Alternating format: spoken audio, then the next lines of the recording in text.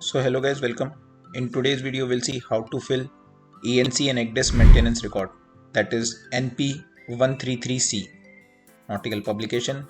Also we have nautical publication 133A, that is for paper chart maintenance, but as we don't have paper charts, so we'll only see how to fill this NP 133C. So in this video we'll go in as much detail as much possible. We'll cover all the topics one by one. So let's move on to our index. So now this is our index, which is having 11 titles. On the left hand side you can see this is a flow chart. It is just like a reference, like whenever you receive weekly updates, what will go in section 2, what will go in section 3, what will go in section 4. So let's move on to our first title. So the first one is digital chart service certificate. So in this section we have to place the certificate of those suppliers who are giving you permits, who are giving you base DVD, who are giving you weekly updates, all those things with respect to ENCs.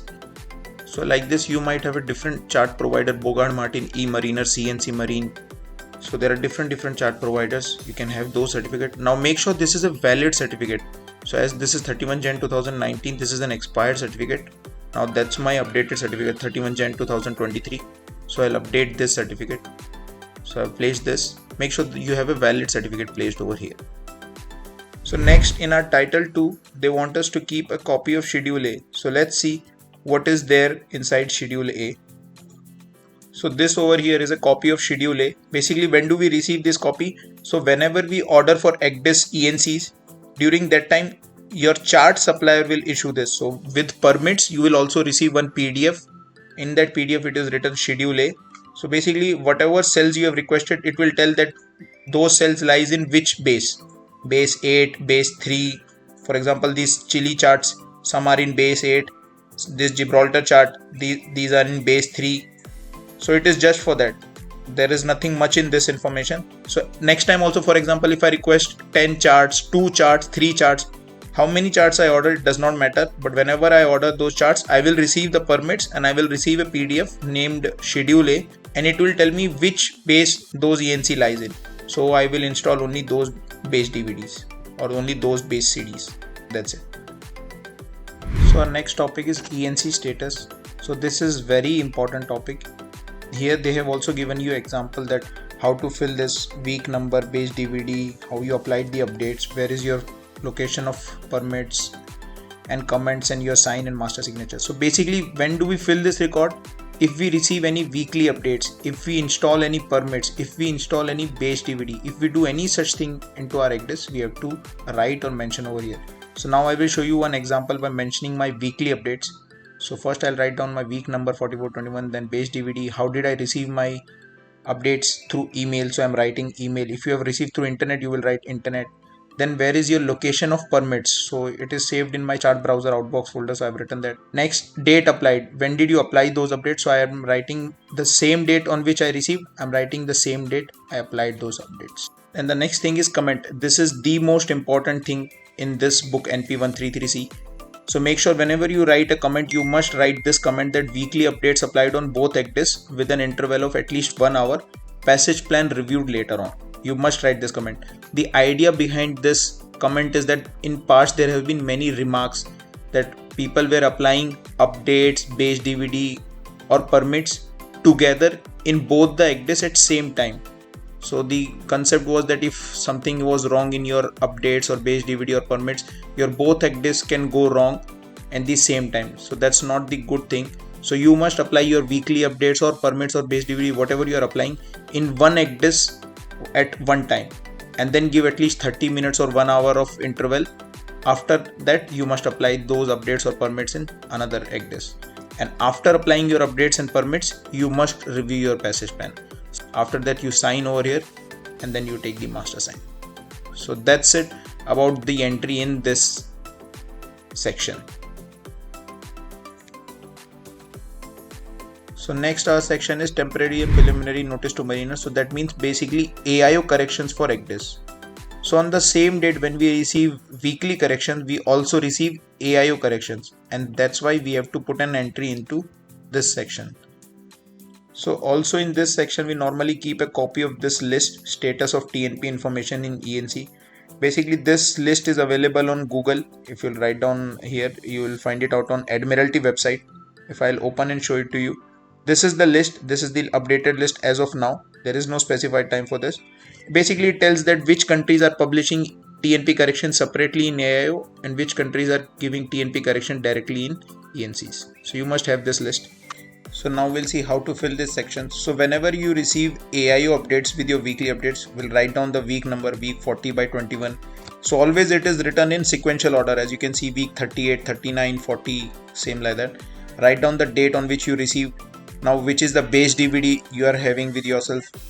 And then how did you receive your update, via email or have you downloaded them? So normally I receive all of them by mail. Paper TNPs. So it is just a normal thing that paper TNPs are always 1 week ahead of AIO. It's always paper TNPs are 1 week ahead. So write down the action which you did after you received the AIO corrections.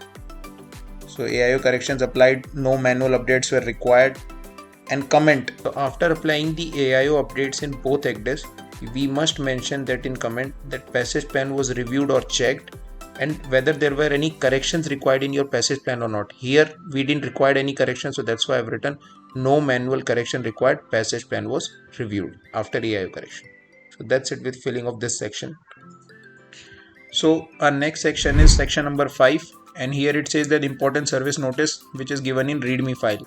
So basically in this section we have to keep a printout of readme.txt file which is mentioned over here. We have to keep a printout and we have to write the comments that if there are any updates or something information which we found out, we must write the comments in this section. So let me show you practically how does this readme.txt file looks like and what information is there in this file. This is how our readme.txt file looks like. If I'll open this, so you can see over here it's written week 6 of 2022, then it will be week 7 of 2022, week 8. So every week you will receive this file and the week will be mentioned over here. So basically when we do our weekly updates, if there are any updates which a user must know, if there are any important informations, like if there are any withdrawn cells, if there are any cancelled cells, if there is any issue with any symbols, as you can see over here, isolated danger symbol issue, if there is any display anomaly with some specific ECDIS or from specific country, that will be mentioned over here. So this file is very important. That's why you must print out this file and keep this file in your NP133C, and also you must review it completely.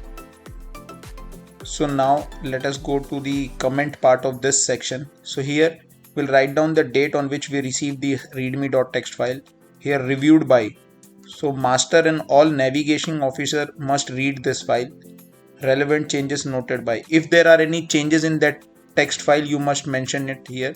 If there are not, you can just write no changes required. And comments. So you can just write down a simple comment. It's your personal choice. You can write any comment, but I would normally write this readme.txt file read completely. But it's up to you. You can write your comment. You can add anything which you feel is more relevant over here. Now over here you can see this is the printed version. So every week I'll keep the updated version of this one and remove the old readme.txt file. So here this is title number 6. Here we have to refer or read the section 8 of weekly notice to mariners. So every week what I'll do is I'll refer to my latest weekly notice to mariner. In that they want us to read the 8th section. So I'll click over here.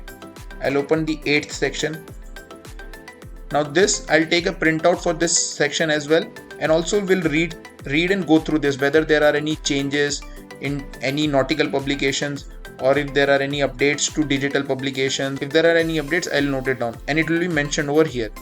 That is why we have to refer to this section.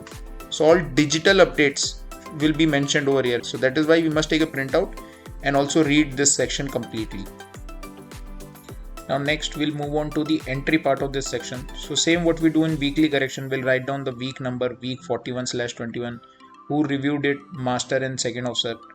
Then in the next column it says relevant changes noted. So if there are any changes, updates or something, we must mention over here. Now there were no changes, so I've written no changes required. So that's it with entry of this section. Here you can see I've printed out the section 8 of Admiralty notice to mariner. That's how every week we'll keep a new printout from the section 8 of NTM. Now next section is section 7. Here they've written cancelled and withdrawal ENCs. So if there are any ENC which are cancelled or withdrawn, we must mention it over here. You can see over here, I have never written it, but this information you can find from readme.txt file. From there you can find out which ENC is cancelled or withdrawn. So moving on to our next section, section number 8. Here this is guide to ECDIS audits and inspection. So in this there are around 19 questions which any auditor can ask. So before any inspections, if you are expecting any inspections, make sure you go through each and every point, and after that they have also given the detailed explanation. Like for every question they have asked, they have given the detailed description, like what information they want from you. So you must go through them before any audit or inspection. Now next is our section number 9, that is divided into 4 parts. ECDIS installation. First you have to keep your ECDIS certificate, basically installation or confirmation certificate. We'll keep that. Second is maintenance of ECDIS software. So this is normally done by some external authority. So if there is any maintenance or upgradation of software, that must be recorded over here. So just to show you, I can show you over here that master ECDIS replayed with new ECDIS, and any software upgradation or anything which is done by sure person. So that is normally recorded over here. Then next, moving on to next part. So basically these are all installation reports and all everything. So now next is 9C, maintenance of ECDIS IHO standards. So after installing presentation library 4.0, we are not required to do any more checks, daily, monthly, anything. So now next is 9D, maintenance of ECDIS annual performance checks. So this is annual performance checks by ship staff. So there is a checklist which is given over here, and we have to perform these checks annually. So these are checks which are done by normally a second officer. So this checklist is very basic checklist. Make sure that you are doing this check on both ECDIS, main ECDIS and backup ECDIS. So in both ECDIS we have to perform these checks. So all this information you can find out, ship serial number, model, ID, all this information you can find out from your ECDIS. So just for example, if I have to show you, if I'll go to my ECDIS, I'll go to settings, and here once I'll click this, here I can find out everything. System ID, then IMO 63 ID, S52 ID, everything I can find out here. So that's how I'll continue to fill this checklist. So our next section is section number 10, that is ECDIS familiarization training. So as per this, all our deck officers, captain, master, chief officer, second officer, third officer, everyone must go through this ECDIS training, and everyone must fill this checklist. So this is a very simple checklist, how to switch on, switch off ECDIS, how to start, how to do markings and all everything. So this is just one example you can see over here. I've already filled one of them. So that's how you have to continue and fill this checklist. Now lastly we have section 11, that is maritime cyber risk management. Now there have been many doubts when to fill this checklist. So the least you have to do is fill this checklist at least every 1 month. Some people fill this checklist at least weekly, but I prefer to fill this checklist monthly. So that's it with filling of 133C. I hope you have found this video informative. Thank you for watching.